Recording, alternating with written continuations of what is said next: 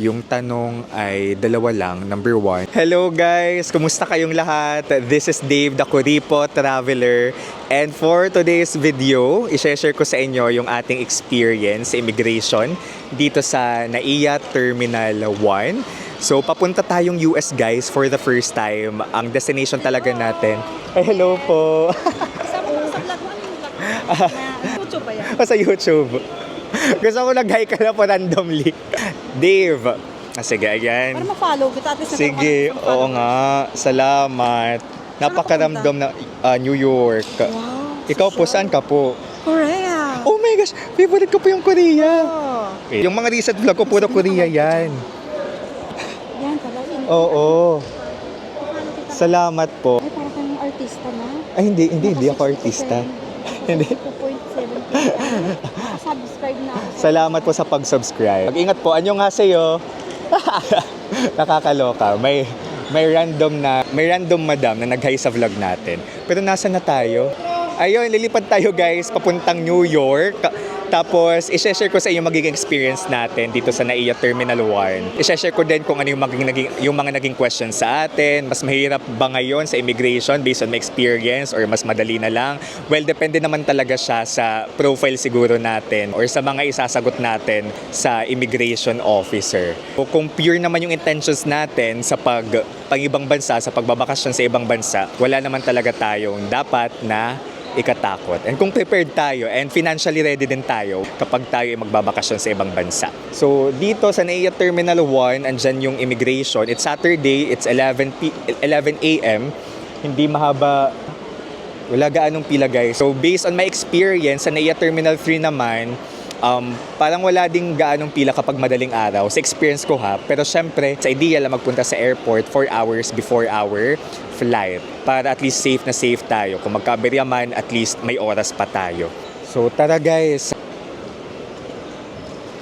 Eto na po, papasok na po tayo guys. If you guys will travel in the Philippines, in the US, Taiwan, or anywhere else in the world, you can book your activities, travel items, hotel via Klook and use my promo code DaveDinoKlook para maka-discount.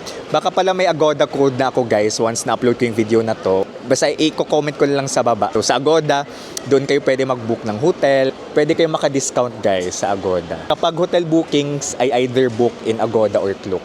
So guys, ang hingin sa atin dyan ng guard before sa immigration officer, before tayo pumila, ay syempre passport tapos boarding pass. And make sure guys, meron kayong e-travel, alright?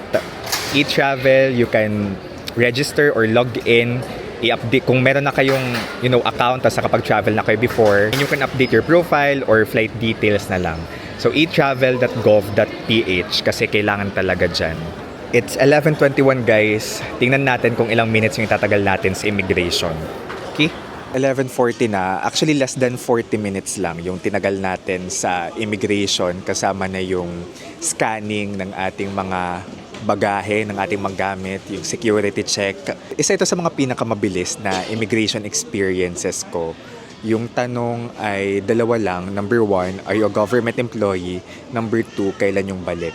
So yung ibibigay natin ay yung ating passport tapos boarding pass. Nag-prepare lang din ako just in case lang bahingin yung ating, nag-print din ako ng flight ticket natin, yung papunta tapos pabalik, yung hotel booking natin, yung accommodation natin. Since I'll be going to the US both for leisure tapos business trip, nag-print na lang din ako ng certificate of employment ko tapos yung invitation natin sa US by our company. Yung mga prepare ko. So, it doesn't hurt naman na mag-prepare din kayo ng iba pang mga documents, 'di ba?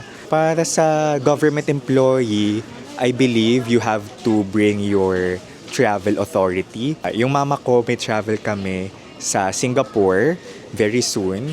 So, pinag-print ko lang din siya ng nagpa-process ko lang din siya ng travel authority. 'Di ba? Kasi baka hingin din. Pero nung nag-Hong Kong kami, first time yung mga ibang bansa nun, for New Year, hindi na sa kanya hiningi yung travel authority. Yung tinanong lang sa kanya kung sino yung kasama niya, which is kami, na mga anak niya, tapos yung sister-in-law ko for Hong Kong. Tapos saan yung punta? Yun lang naman tinatanong. Tapos yung kapatid ko naman, share ko lang din yung experiences ng iba nating friends and family. Yung brother ko, newlywed siya nung nag-Hong Kong kami. Tapos since magkasama sila ni ate, yung sister-in-law ko, parang hindi lang parang hiningan din sila ng certificate of marriage. Yung friends ko naman na freelancer, kasi nag-Indochina trip tayo last year. So yung Indochina trip, yung pasok namin ay Vietnam, yung labas namin ay Thailand. So pwede yun guys. Yung entry nyo ay Vietnam, tapos magbabas kayo to Cambodia, then bus ulit pa Thailand. Tapos yung ibubuk nyo lang ticket na pabalik ay from Bangkok. So may freelancer tayong friends. Sa kanila mas maraming tanong, mas mabusisi, sinong mga kasama. May point nga daw na hiningan pa siya ng bank certificate, proof na capable siya to travel abroad, 'di ba? Financially capable. May point din daw na binusisi yung kaniyang cellphone. Okay, yung mga apps na naka-install, kung ano yung laman ng cellphone niya. May ganyang instances guys kapag freelancer. Safe na rin magdala kayo ng documents to prove your strong ties in the Philippines. Tinanong din sila kung kung may trabaho man sila before, kung saan nagtatrabaho before sila mag-freelance. So yung mga ganyang bagay. Minsan hihingi din sa akin yung ID. Yun, company ID natin. Ano pa bang tinatanong sa atin? So far yun lang naman, kailan ang balik, yun, saan ang punta, government employee ba or not, yun. But again, yung immigration, maghahanap lang yan sila ng strong ties nyo sa Philippines na uuwi kayo para maiwasan yung mga illegal na magtatrabaho sa ibang bansa. Reason lang naman yung purpose na sasabihin dito sa immigration kaya alis ng bansa pero magtatrabaho pala doon. Kung wala naman kayong dapat ikatakot, maging straightforward lang kayo sa sagot ninyo, huwag kayong magpaligoy-ligoy. I always tell this sa vlogs ko, kiss or keep it short and simple. Huwag kayong sasagot ng sagot na hindi naman tinanong sa inyo. Share ko lang guys, kung magta-travel pala kayo, okay? Make sure na yung passport ninyo ay may at least 6 months na validity. Huwag kayong mag-travel na alanganin yung validity ng passport ninyo. Tapos, make sure din to secure visas kung required sa mga bansang pupunta ninyo. Sa Southeast Asia, di naman tayo required. Southeast Asia, Singapore, Thailand, Vietnam, Cambodia, Malaysia, ano pa ba? Bali Indonesia, and other Southeast Asian countries, di naman tayo required sa visa.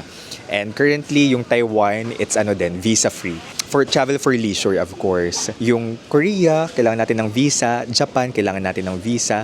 Sa Korea, meron akong guide dyan on visa application. Tapos may mga Korea vlogs na rin ako dyan. Japan, kailangan din ng visa. Hong Kong, no need. Macau, no need. China, kailangan. Kasi plan din natin mag-China, guys. Ito yung experience natin dito sa immigration.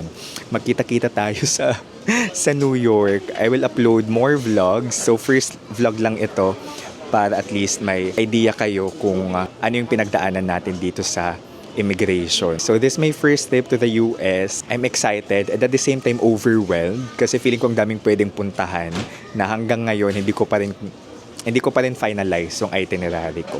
Share ko lang guys, nasa Taoyuan Airport na tayo. So, kapag kayo mag-New York or mag-US, napakabilis ng proseso ng transfer from Manila to Taoyuan Airport to our connecting flight. So, nandito na tayo guys.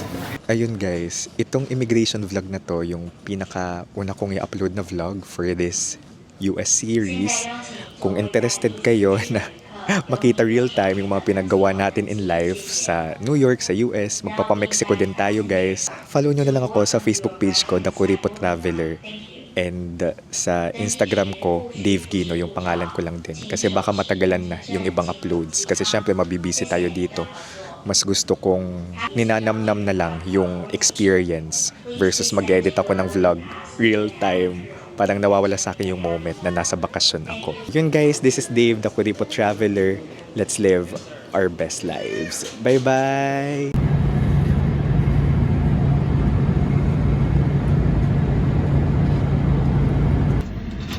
Guys, we made it to New York.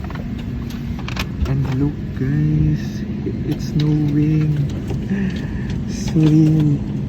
First time ulit natin makakita ng snow. After 2 years? Wild. for the experience. So thank you Lord for the safe flight and for this view outside. Pero good luck kung paano tayo uuwi.